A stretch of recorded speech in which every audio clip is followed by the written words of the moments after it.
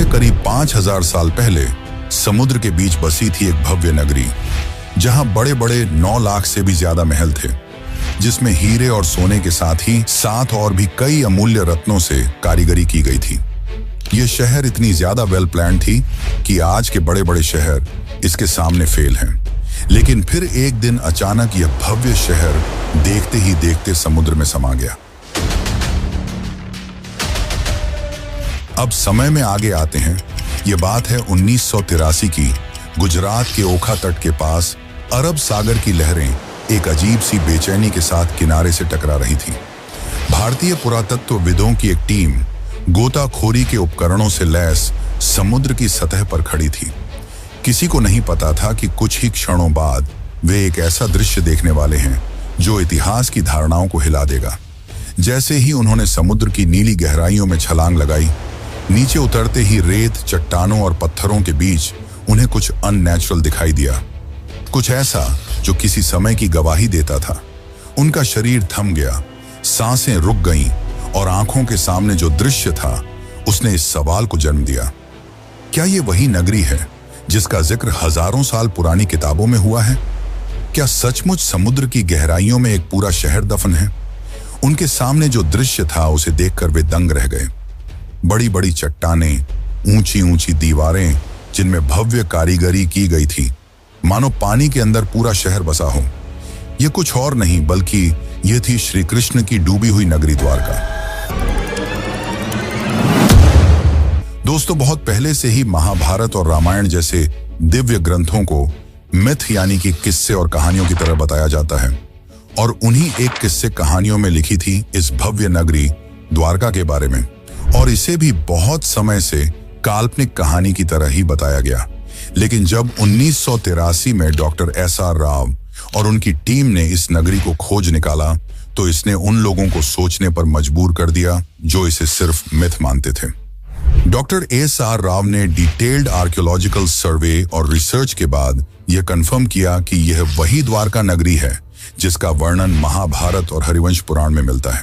तो आखिर ऐसा क्या हुआ कि द्वारका जैसी समृद्ध शहर एक ही झटके में पानी के अंदर समा गई, और रिसर्च के दौरान डॉक्टर राव और अन्य आर्कियोलॉजिस्ट को ऐसा क्या मिला जिसने उन्हें चौंका के रख दिया? तो आज की इस डॉक्यूमेंट्री में हम जानेंगे उस द्वारका के निर्माण की कहानी जिसे समुद्र की लहरों को भी पीछे छोड़ देना पड़ा था, उस श्राप की सच्चाई जिसे सुनकर स्वर्ग तक कांप उठे थे, और उस ऐतिहासिक खोज की पूरी प्रक्रिया जिसने सदियों पुरानी पौराणिक कथाओं को जमीन या कहिए समुद्र पर लाकर रख दिया। हम जानेंगे कि कैसे डॉक्टर SR राव और उनकी टीम ने समुद्र की गहराइयों में उतरकर उस नगरी के अवशेष खोज निकाले जिसे लोग सिर्फ कहानी मानते थे।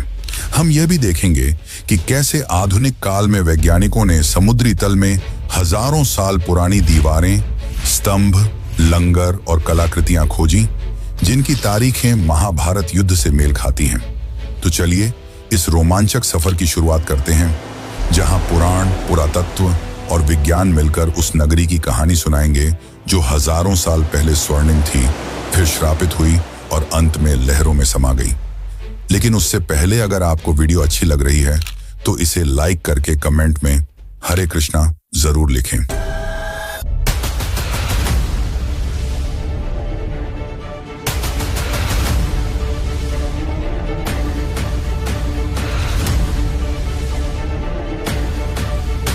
Dwarka and came to the conclusion that it was the Dwarka of Mahabharata.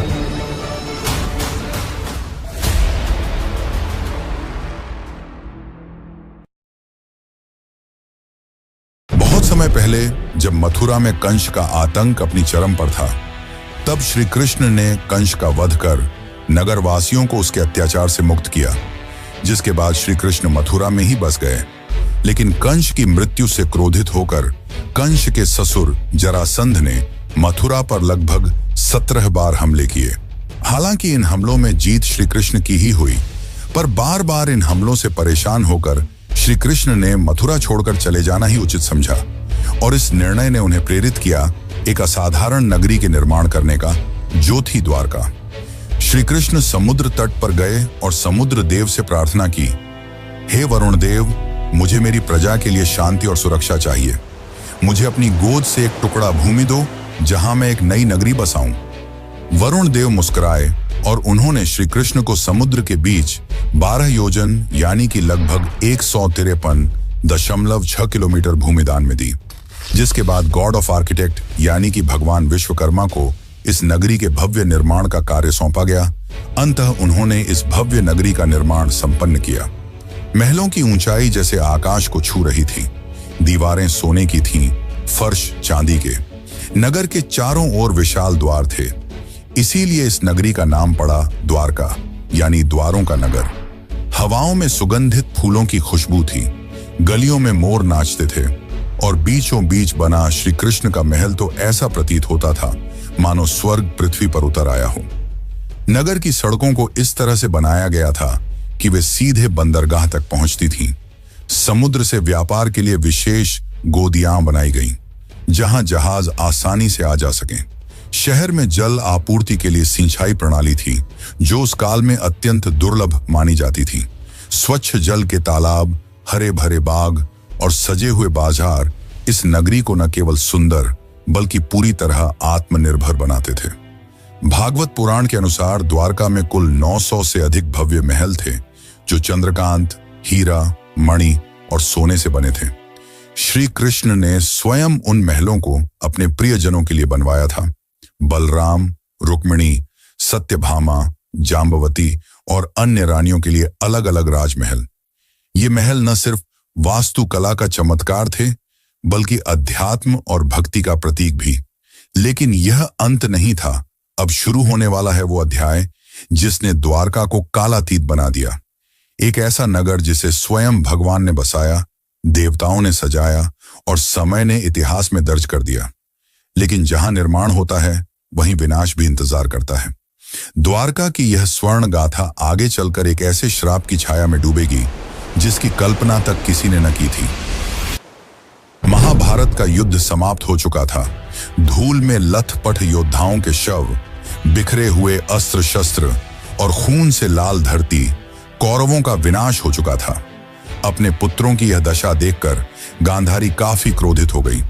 उनका मानना था कि यदि श्री कृष्ण चाहते तो यह युद्ध होता ही नहीं, परंतु उन्होंने ऐसा नहीं किया। जिससे क्रोधित होकर गांधारी ने श्री कृष्ण को श्राप दिया कि जिस प्रकार मेरे वंश का विनाश हुआ है, ठीक उसी प्रकार तुम्हारे भी वंश का विनाश हो जाएगा। इस श्राप ने यदुवंश के विनाश की नींव रख दी। लेकिन एक और कारण है जिसके चलते द्वारका का विनाश हुआ। दरअसल एक समय की बात है, द्वारका के पास एक स्थल जिसका नाम पिंडारक था, वहां एक दिन प्रमुख ऋषिगण पधारे। इनमें विश्वामित्र, वशिष्ठ, नारद, कण्व, दुर्वासा जैसे महान ऋषि मुनि उपस्थित थे। उन ऋषियों को देख श्री कृष्ण के पुत्र सांब और उसके कुछ मित्रों ने मिलकर शरारत करने की सोची। सांब ने एक गर्भवती स्त्री का रूप धारण कर लिया और उन ऋषियों के पास पहुंचे। इस बात से अनजान कि वे ऋषि कोई साधारण साधु संत नहीं, बल्कि त्रिकालदर्शी थे, जिन्हें सब कुछ मालूम था। सांब और उसके मित्र उनके निकट गए और उनकी तपस्या भंग कर ऋषियों से अपने होने वाले बच्चे के बारे में पूछने लगे। अपना इस तरह अपमान होता देख मुनिगण गुस्सा हो गए और उन्होंने सांब को यह श्राप दिया कि तुम एक लोहे के मुशल को जन्म दोगे जो यदुवंश के विनाश का कारण बनेगी। सांब और उनके साथी भयभीत हो उठे। उन्होंने माफी मांगी, पर अब कुछ नहीं हो सकता था। कुछ दिनों बाद वही हुआ जो भविष्यवाणी की गई थी। जब सांब सुबह उठा तो उसके कपड़ों में एक भारी भरकम मुशल मिला।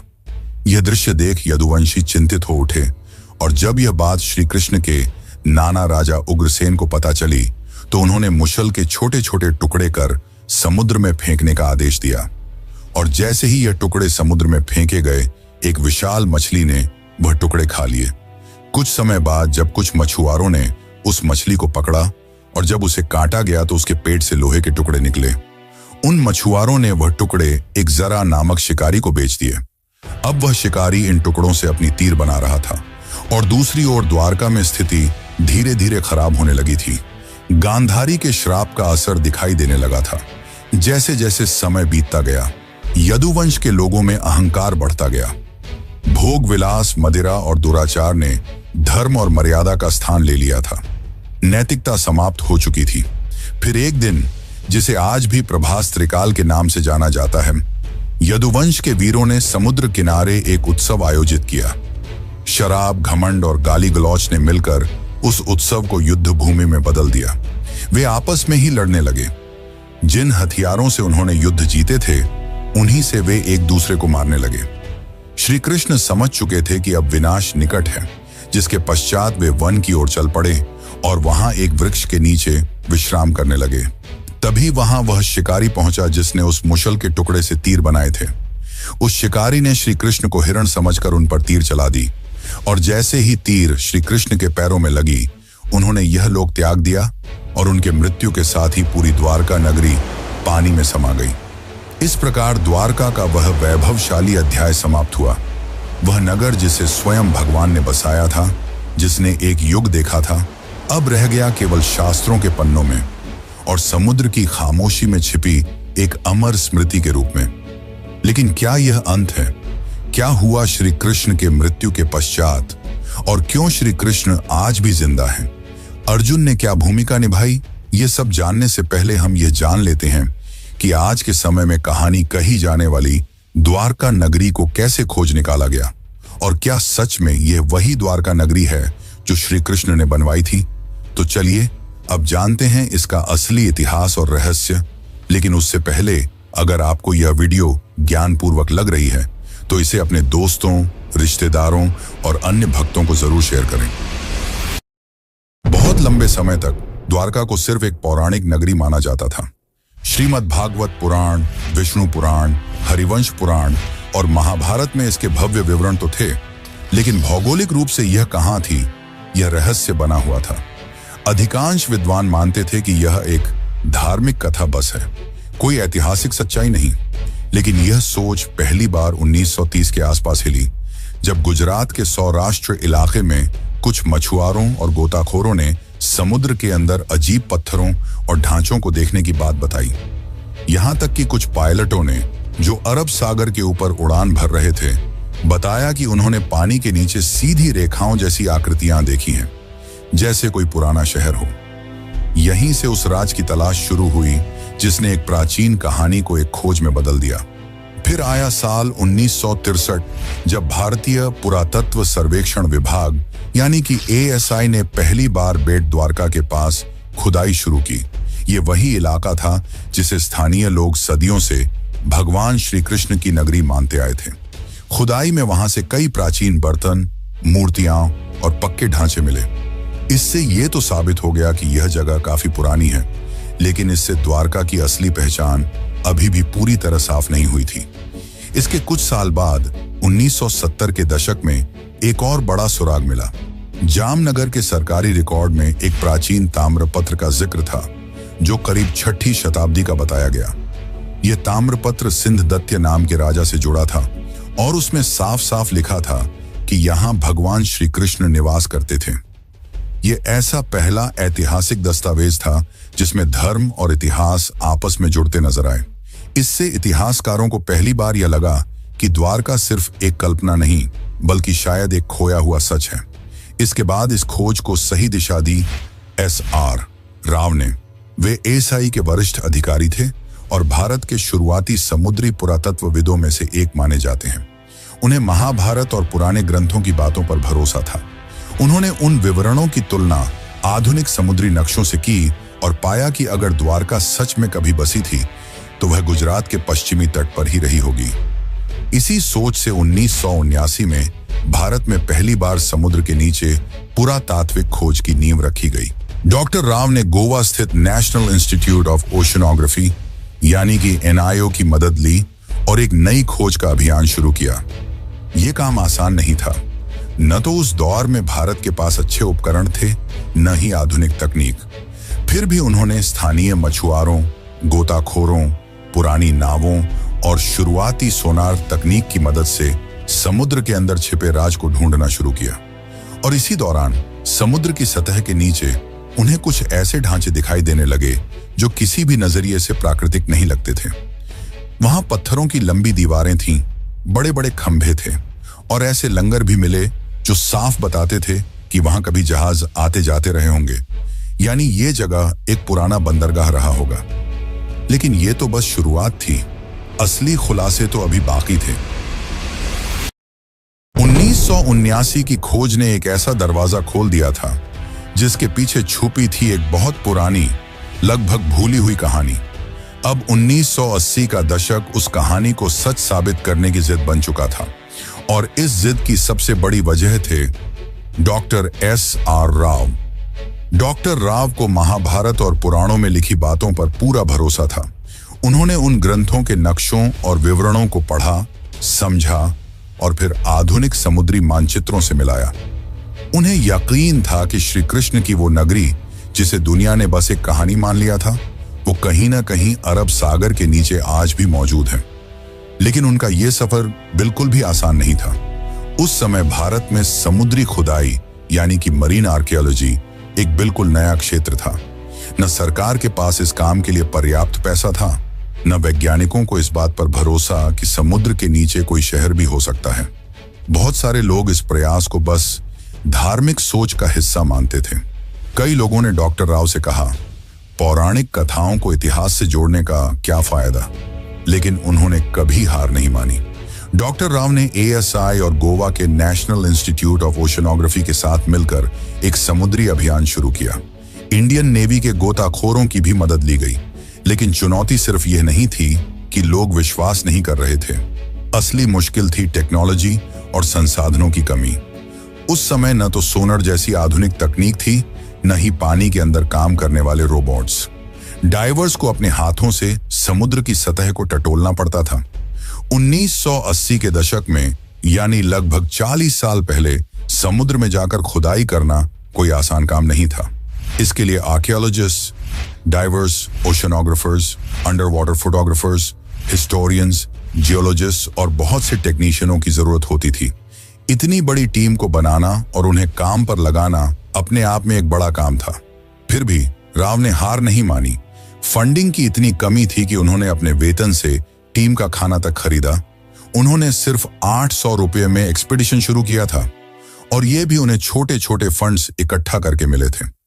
वह चाहते थे कि सरकार एक स्थायी समुद्री पुरातात्विक इकाई बनाए, लेकिन यह इतना भी आसान नहीं था।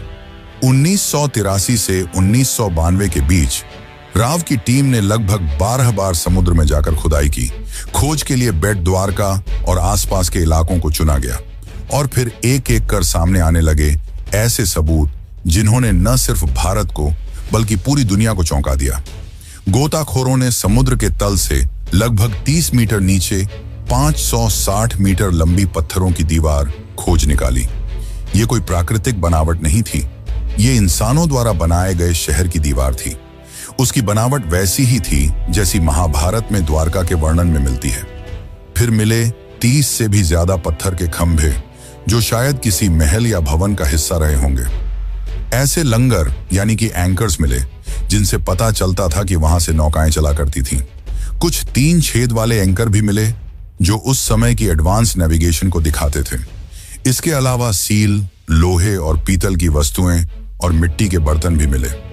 इनकी कार्बन डेटिंग और थर्मोलुमिनेसेंस डेटिंग से पता चला कि यह चीजें 1500 ईसा पूर्व से लेकर 3000 ईसा पूर्व के बीच की हैं।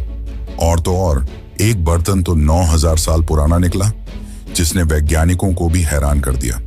परंतु दुनिया भर के बहुत सारे इतिहासकारों ने इसे मानने से इनकार कर दिया। उन्हें यह एक माइथ रिवाइवल यानी सिर्फ धर्म को प्रचारित करने की कोशिश लगी। लेकिन डॉक्टर राव का जवाब साफ था, मैं ग्रंथों को धार्मिक किताबें नहीं, ऐतिहासिक दस्तावेज मानता हूं। जब रोम, एथेंस और बाबुल जैसे शहरों की खुदाई हो सकती है, तो द्वारका की क्यों नहीं? साल 1990 आते आते टीम को 500 से ज्यादा आर्टिफैक्ट्स, एंशिएंट हार्बर वॉल्स और एक सुनियोजित शहर के संकेत मिल चुके थे। अब यह बात लगभग तय हो गई थी। द्वारका कोई कल्पना नहीं, वह एक असली, समृद्ध और व्यवस्थित सभ्यता थी जो समुद्र में समा गई। लेकिन अभी तो सिर्फ सतह खुली थी। असली राज तो समुद्र के और अंदर छुपा था, और वहीं से शुरू होता है अगला अध्याय। 1990 तक डॉक्टर S.R. राव और उनकी टीम ने साबित कर दिया था कि द्वारका सिर्फ एक पौराणिक कथा नहीं, बल्कि एक डूबी हुई सच्ची सभ्यता थी। लेकिन अब जरूरत थी और भी ठोस वैज्ञानिक सबूतों की, ताकि दुनिया भी मान ले कि भगवान श्री कृष्ण की द्वारका असली थी और वाकई समुद्र में समा गई थी। इन सबूतों से यह तो साबित हो गया था कि द्वारका सिर्फ किस्से कहानियों में नहीं बल्कि सच में थी और काफी ज्यादा वेल प्लान्ड थी। लेकिन उस समय फंडिंग की कमी की वजह से इसके रिसर्च को रोक दिया गया। फिर साल 2001 में इस दिशा में एक बहुत बड़ा कदम उठाया गया। भारतीय पुरातत्व सर्वेक्षण और NIOT यानी कि national institute of ocean technology ने मिलकर एक बड़ा वैज्ञानिक अभियान शुरू किया। जगह चुनी गई कच्छ की खाड़ी और बेट द्वारका का इलाका। इस बार अभियान में सिर्फ पुरातत्वविद ही नहीं बल्कि समुद्र वैज्ञानिक, भूगर्भ शास्त्री, नौसेना के गोताखोर, सोनार तकनीक के विशेषज्ञ और इंटरनेशनल कार्बन डेटिंग लैब्स भी जुड़े थे। इस खोज की कमान संभाली थी डॉक्टर आलोक त्रिपाठी, जो ASI के समुद्री पुरातत्व निदेशक थे, और उनके साथ थे डॉक्टर राजीव निगम, जो उस समय CSIR के मरीन साइंस प्रमुख के रूप में काम कर रहे थे। इस बार की खोज पहले से अलग थी।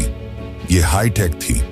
इसमें अब सिर्फ आंखों से नहीं बल्कि मशीनों से खोज की जा रही थी। 2001 से 2007 तक समुद्र के अंदर का पूरा हाइड्रोग्राफिक सर्वे किया गया। एडवांस सोनार और सब बॉटम प्रोफाइलर जैसे मॉडर्न उपकरणों से समुद्र की परतों का डिजिटल नक्शा बनाया गया। वैज्ञानिकों ने करीब 40,000 वर्ग मीटर का समुद्र का हिस्सा स्कैन किया और जो मिला उसने सबको हैरान कर दिया। समुद्र की गहराई में मिले ये बहुत बड़े चौकोर पत्थर के ब्लॉक, जो किसी नगर की नींव जैसे लगते थे। चूना पत्थर यानी कि लाइमस्टोन के टुकड़े, जो शायद किसी शानदार इमारत के अवशेष थे। टेराकोटा सील्स, जिन पर पुराने चिन्ह बने थे। पुराने लंगर जो बताते थे कि यहाँ कोई एंशिएंट बंदरगाह था। साथ ही नाली और सिंचाई व्यवस्था, जो दिखाती थी कि उस समय का शहर कितनी सोच समझकर बसाया गया था।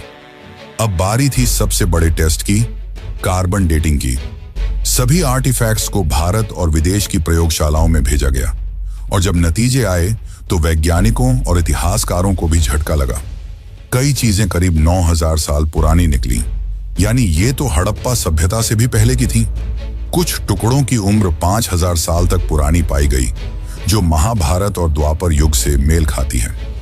डॉक्टर राजीव निगम ने कहा कि महाभारत में लिखा है कि द्वारका समुद्र से निकाली गई जमीन पर बसी थी और भूगर्भ शास्त्रियों की रिपोर्ट से भी यही पता चला कि समुद्र ने बाद में उसी जमीन को वापस निगल लिया।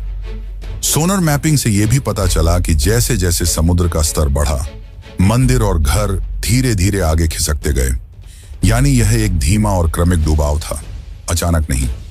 AK सिन्हा, ASI के निदेशक ने बताया कि जमीन और समुद्र दोनों जगहों से जो अवशेष मिले हैं, उनके आकार, डिजाइन और बनावट में काफी समानता है, जो ये साबित करता है कि ये सब एक ही समय और संस्कृति से जुड़े थे। फिर आया साल 2007, जब नौसेना और ASI ने मिलकर तीसरा सबसे बड़ा अंडर वाटर एक्सकवेशन शुरू किया। पंचकुई बीच के पास से शुरू हुई इस खुदाई में लगभग 2 नॉटिकल मील के दायरे में फैली हुई मंदिरों की दीवारें, महल के खंडहर और जल निकासी प्रणाली मिली। यही वो पल था जब पहली बार दुनिया ने माना, द्वारका कोई कल्पना नहीं बल्कि एक सच है, एक पूरी सभ्यता जो समुद्र में समा गई। लेकिन फिर भी एक सबसे बड़ा सवाल बाकी रह गया, आखिर द्वारका डूबी क्यों? इसका धार्मिक दृष्टिकोण से तो हमने उत्तर जान लिया, अब जानते हैं वैज्ञानिक दृष्टिकोण से, और साथ ही जानेंगे आज के समय की द्वारका के बारे में। तो बने रहिए, क्योंकि हम जो आपको बताने वाले हैं वो आपको चौंका कर रख देगा। 2007 की खोजों ने यह साबित कर दिया था कि समुद्र की गहराइयों में कोई आम चीजें नहीं बल्कि एक पूरी बसी हुई और समृद्ध नगरी है।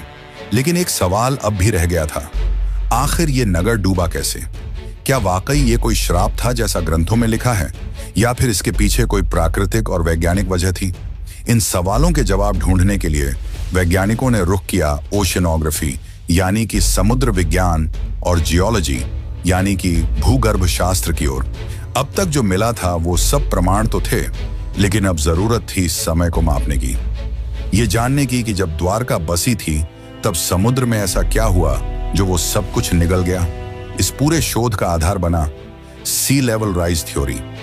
अमेरिका की SSCSM यूनिवर्सिटी के प्रोफेसर रेंस ने एक अध्ययन किया जिसमें अरब सागर के सी लेवल को 20,000 सालों के डेटा के जरिए ट्रैक किया गया था। इस रिसर्च के मुताबिक 9,000 साल पहले यानी करीब 11,000 साल पहले समुद्र का स्तर आज के मुकाबले 25 मीटर नीचे था। 5,000 ईसा पूर्व के बीच समुद्र अचानक बहुत तेजी से कई मीटर तक ऊपर उठ गया। वैज्ञानिक मानते हैं कि यह घटना किसी सुनामी या समुद्री आपदा का संकेत देती है। और यह सिर्फ अरब सागर में नहीं हुआ। जब वैज्ञानिकों ने दुनिया के बाकी हिस्सों से मिले सी लेवल डेटा से इस जानकारी की तुलना की तो कैरेबियन द्वीप, इंडोनेशिया और दक्षिण अमेरिका जैसी जगहों पर भी उस दौर में बड़ी बड़ी समुद्री हलचलें और सुनामी के सबूत मिले। इसका मतलब था कि यह घटना सिर्फ भारत तक सीमित नहीं थी, बल्कि पूरी दुनिया में उस समय कुछ बड़ा हो रहा था। और ठीक इसी समय महाभारत के अनुसार श्री कृष्ण ने पृथ्वी का त्याग किया था और कलियुग की शुरुआत हुई थी। अब सारे वैज्ञानिक और ऐतिहासिक सबूत एक ही तरफ इशारा कर रहे थे। द्वारका का डूबना कोई कल्पना नहीं, बल्कि एक सचमुच की ऐतिहासिक घटना थी जिसमें प्राकृतिक आपदा, समय का चक्र और शायद कर्मों की प्रतीकात्मक कहानी सब एक साथ जुड़ गए थे। और फिर आया साल 2024 जब भारत सरकार ने इस पूरे रहस्य को दुनिया के सामने लाने का फैसला किया। 25 फरवरी 2024 को प्रधानमंत्री नरेंद्र मोदी खुद गुजरात के पंचकुई बीच पहुंचे। उनके साथ थी भारतीय नौसेना, ASI, NIOT और वैज्ञानिकों की एक टीम जो स्कूबा डाइविंग से समुद्र की गहराइयों में जाने वाली थी, वहीं जहां श्री कृष्ण की नगरी कभी खड़ी थी। यह कोई आम डाइव नहीं थी, ये इतिहास से साक्षात्कार था। जैसे ही प्रधानमंत्री समुद्र में उतरे, वहां पत्थर के स्तंभ, लंगर, मंदिर की नींव और प्राचीन दीवारें दिखाई दी। मोदी जी ने खुद समुद्र की गोद में मोरपंख अर्पित किया, जो श्री कृष्ण की स्मृति और भारत की सनातन विरासत को फिर से जीवंत करने का प्रतीक था। इसके बाद उन्होंने द्वारिकाधीश मंदिर में जाकर श्री कृष्ण और रुक्मिणी माता के दर्शन किए। मंदिर की 52 गज की ध्वजा, जो हर दिन 5 बार बदली जाती है, आज फिर हवा में लहराई, मानो ये संकेत दे रही हो कि द्वारका की सच्चाई अब दुनिया के सामने है। आज की तारीख में द्वारका 2 भागों में बसी है। एक जो है जहां लाखों श्रद्धालु हर साल दर्शन के लिए आते हैं, और दूसरी जो समुद्र के नीचे है, जिसे आज पूरी दुनिया जानती है the lost city of Krishna के नाम से। इस 90 साल की खोज, संघर्ष और वैज्ञानिक यात्रा ने दुनिया को यह दिखा दिया कि श्रद्धा सिर्फ आस्था नहीं, वो इतिहास की नींव भी बन सकती है। द्वारका सिर्फ भारत की कहानी नहीं है, ये पूरी मानव सभ्यता की याददाश्त है, जो ये सिखाती है कि सत्य और संस्कृति को भुलाया नहीं जा सकता, चाहे वो कितनी भी गहराई में क्यों ना छुपा हो। और इसीलिए आज भी द्वारका जिंदा है, कभी मंदिर की घंटियों में, कभी समुद्र की लहरों में, और अब वैज्ञानिक रिपोर्टों में भी। तो चलिए मित्रों, अब चलते हैं अपने आखिरी अध्याय की ओर। शताब्दियां बीत गईं, युग बदले, राजवंश मिटे, सभ्यताएं उगती और गिरती रहीं, लेकिन समुद्र वो आज भी मौन है, शांत, गूढ़ और रहस्यमयी। उसकी लहरों के नीचे दबी द्वारका की नगरी आज भी जैसे किसी इंतजार में है, न जाने किसके लिए। शायद उसके निर्माता श्री कृष्ण के फिर से लौट आने के लिए, या शायद इस धरती के इंसानों के उस बोध के लिए जब वे केवल इतिहास नहीं, अपनी आस्था में छिपे सत्य को भी पहचानना सीखें। द्वारका कोई कल्पना नहीं थी, वो एक यथार्थ था, एक स्वर्णिम यथार्थ जिसे एक श्राप ने लील लिया, एक समय ने छिपा दिया और एक समुद्र ने अपनी गहराइयों में समा लिया। लेकिन वह सत्य आज फिर उभर रहा है, टूटे स्तंभों में, पुरातत्व की रिपोर्टों में, सोनर की लहरों में और एक राष्ट्र की आस्था में। इस पूरी डॉक्यूमेंट्री ने हमें यह सिखाया कि आस्था और विज्ञान 2 विपरीत ध्रुव नहीं हैं, वे एक ही सत्य की 2 राहें हैं। एक राह हमें विश्वास दिलाती है और दूसरी उसे प्रमाणित करती है। द्वारका की कहानी बस एक शहर की कहानी नहीं है, यह उस संस्कृति की कहानी है जो अपने चरम पर भी विनम्र थी और अपने अंत में भी दिव्य। यह उस ईश्वर की नगरी की कहानी है जिसने अपने जीवन से कर्म का सार बताया और अपने अंत से संयम और स्वीकृति का। और जब अगली बार आप समुद्र की लहरों को देखें, जरा ठहरिएगा, शायद किसी अगाध गहराई से आपको कोई बांसुरी की धुन सुनाई दे। शायद वो द्वारकाधीश अब भी आपको पुकार रहे हों, अपने नगर से, अपने सत्य से, क्योंकि कुछ कहानियां खत्म नहीं होती, वे सिर्फ इंतजार करती हैं दोबारा जगाए जाने का। जय द्वारकाधीश।